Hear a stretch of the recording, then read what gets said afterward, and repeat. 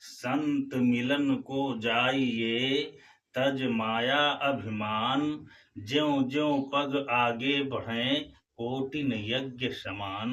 हमारे शास्त्रों में संतों की इतनी महिमा बताई गई है कि जिसका बखान कर पाना भी बड़ा मुश्किल है। और ऐसे संतों के रहते हुए भी अगर समाज को दिशा ना मिले तो कहीं ना कहीं संतों पे उंगली तो उठेगी ही उठेगी। आज हर गली गली में संतों की टोलियां निकलती हैं, लेकिन उनका खुद का सम्मान सुरक्षित नहीं है। जानते हो क्यों? कि उनके भीतर संतई नहीं है। उनके आवरण में तो संत हैं, लेकिन आचरण में संतई नहीं है। और जब तक संतई आचरण में नहीं होगी तो फिर इस समाज में आपका अस्तित्व नहीं रहेगा। आप केवल मंच के कलाकार मात्र बन करके रह जाते हैं। इसलिए संतई अपने आचरण में धारण करनी है। और जब आचरण में संतई होगी तो लोग स्वतः ही आपका सम्मान करेंगे। और आचरण से जो व्यक्ति संत होगा वो समाज को दिशा देता है, समाज को भ्रमित नहीं करता है। आज बड़े बड़े मठ मंदिरों पे बैठे हुए संतों के भेष में ये जो संतों को बदनाम करने वाले लोग हैं, जो आवरण में छिपे हुए तमाम कालनेमी के तरीके जो धर्माचार्य बने बैठे लोग हैं, ये समाज को कहीं ना कहीं भ्रमित कर रहे हैं। इनसे समाज को दिशा नहीं मिल रही है। अगर ये लोग सुधर जाएं, अगर ये लोग ये जिम्मेदारी उठा लें कि सनातन समाज को सही राह पर ले जाना है, तो फिर कोई सनातन समाज का बाल बांका भी नहीं कर सकता है। लेकिन ये अपने मंचों पर बैठ करके तो बड़ी बड़ी बातें करेंगे, त्याग की बात करेंगे, वैराग्य की बात करेंगे, तमाम तमाम बातें करेंगे, लेकिन कभी किसी को राजा बनाने की भी बात करते हैं? कभी किसी को किसी भी प्रकार से अपने आप को सक्षम करने की बात करते हैं? हमारे वशिष्ठ जी ने राम को भगवान राम बना दिया, वो वशिष्ठ जी थे। ऋषि विश्वामित्र के द्वारा जो शक्तियां भगवान राम को मिली, उनके द्वारा वो 14 भुवन के राजा बने।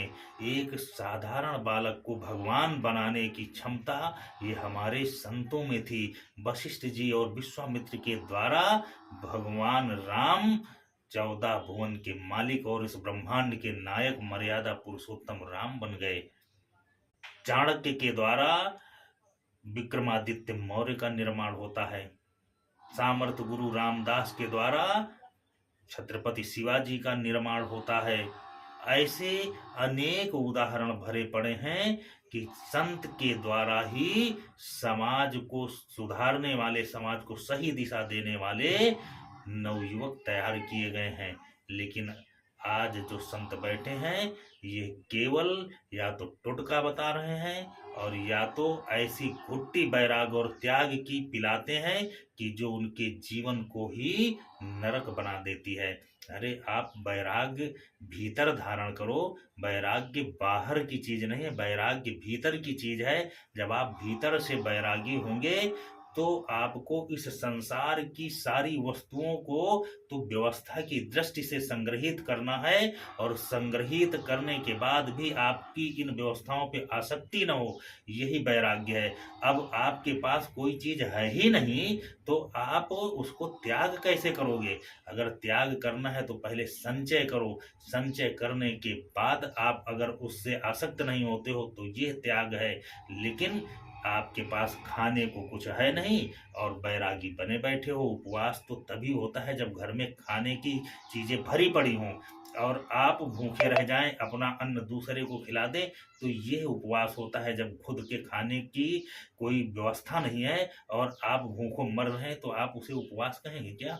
वो उपवास नहीं है, वो आपकी गरीबी है, वो आपकी का जो काहिली थी उसका परिणाम है। इसलिए आप पहले सुख के साधन संचित करें और सुख पे आसक्त न हो, ये वैराग्य होता है। आप भीतर से बैरागी हो। आपका त्याग ऐसा होना चाहिए कि सारी सुविधाओं को आप समाहित करके, संचित करके भी उस पे आसक्त न हो। आपके पास सारी व्यवस्थाएं हों लेकिन आसक्ति न हो, और उन व्यवस्थाओं को सही ढंग से, सुचारू रूप से कहाँ कैसे किस तरीके उपयोग करना है वो विवेक से उपयोग करें उनको। उन पे आसक्त होकर के वासना से या घृणा या तृष्णा या मोह या लालच से नहीं, उसको व्यवस्था की दृष्टि से सारी चीजों का उपयोग करें। ये वैराग्य होता है, ये संतई होती है। संत का मतलब केवल भगवा पहन लेना, कपड़ा रंगा लेना, माथा रंग लेना, यही संत नहीं होता है। संत आचरण से होता है। धरे विदेह विदेह शरीरा। राजा जनक जैसे आप संत बने। राजा जनक सारी व्यवस्थाओं को का उपभोग करते हुए भी उन पे आसक्त नहीं हुए। सारी सारी सुविधाएं उनके राजमहल में थी, उनके राज्य में थी, लेकिन आसक्ति नहीं थी उनकी किसी चीज में, और सुचारू रूप से उनका साम्राज्य चल रहा था।